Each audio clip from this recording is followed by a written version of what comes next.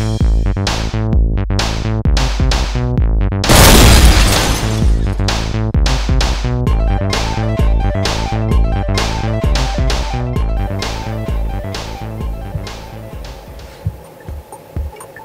make the turret, we started with an old broom handle from an old broom which we're not using anymore.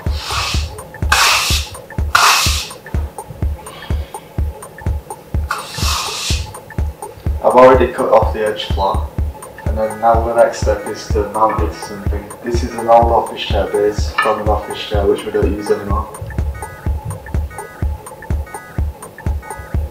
And now what we need to do, put the broom handle inside the office chair. This works by an interference fit, which means that this is slightly wider than the hole of this, which means that friction will keep it locked into place. Now when I put it in, I'll be able to lift it up and it won't come out.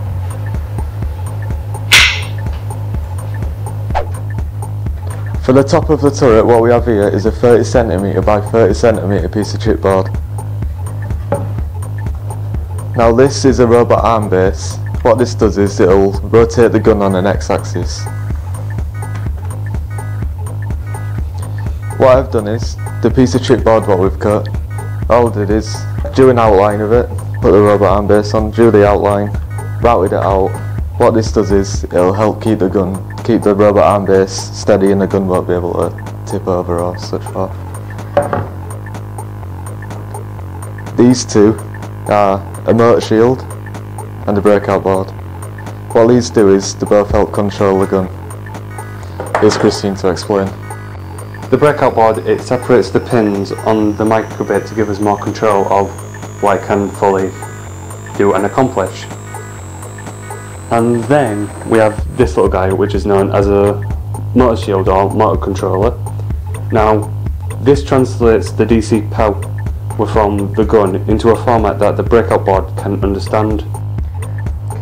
Now I'm going to mount them onto the back of the chipboard. So to mount the motor shield, what I've done is I've grabbed the marker pen, put the motor shield in place, held it down, and then just dabbed each hole with a marker. What that left me with was a mark on the chipboard, then I knew just to pilot hole a hole there, to pilot hole a hole there, to pilot hole a hole there. A pilot holds mine 2.5mm, and so that leaves me so I can put a 2.5mm screw, or bolt in our case, straight through.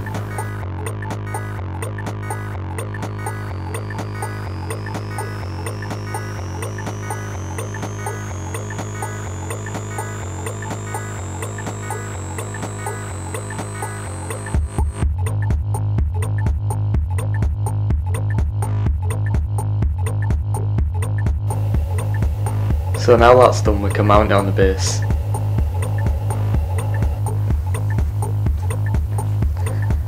So to mount the chipboard, what I have done is I've drilled a hole here and I've drilled a hole on top of the broom. What I have here is the screw I'm going to use to connect them both together. What I like to do is I like to put the screw in beforehand. This makes it easy so we can locate the hole. Now if we line them both up, now I'm in. What I can do from here is screw it in.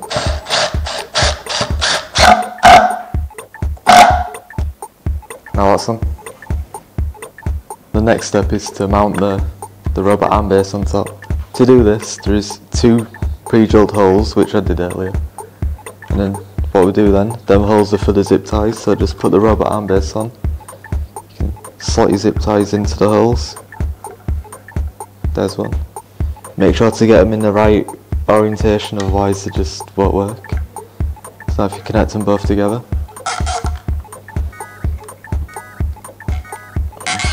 And now you can tighten them both. And now that's secure. So what we have here is a 3D printed bracket. What this does is, this will screw into the robot arm base, and then the gun will mount in between the channel. So now if we screw it in.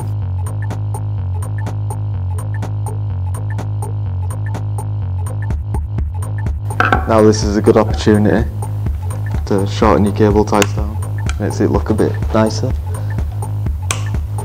And now that's gone ready for the guns to be mounted on.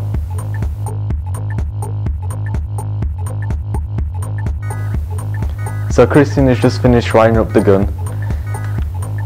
Now we can begin to mount it onto the bracket. What we have here is a piece of totem held together by two 90-degree brackets, and there's two bolts here which will go through the bracket to hold it in place. This secures the gun to the bracket. So now we can begin mounting the gun.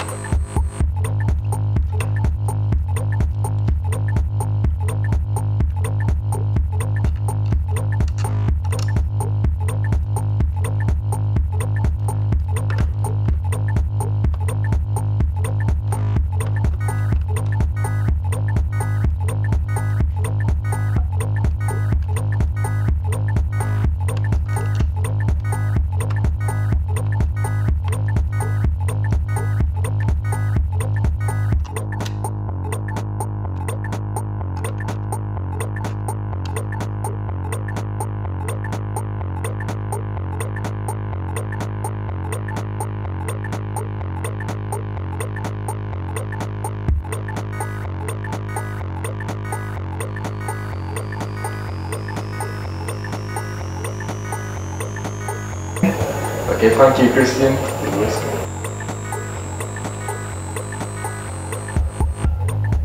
As you can see, the gun isn't level. To get past this, we designed a bracket what's made from totem. All you do to install it is just feed it through where the trigger used to be. And then there's two brackets down here which are mounted, which I've screwed in already. Then they just slot into place. Then now that's done, all you'd need to do is screw it here and here and repeat it on the other side. So now the bracket is screwed into place, the gun is now level. What we have here is a strut on either side. What these do is, when the gun's rotating from the motor inside the robot arm base, it'll stop the gun from going all over the place and swaying. If I was to knock it, as you can see, it all rocks together.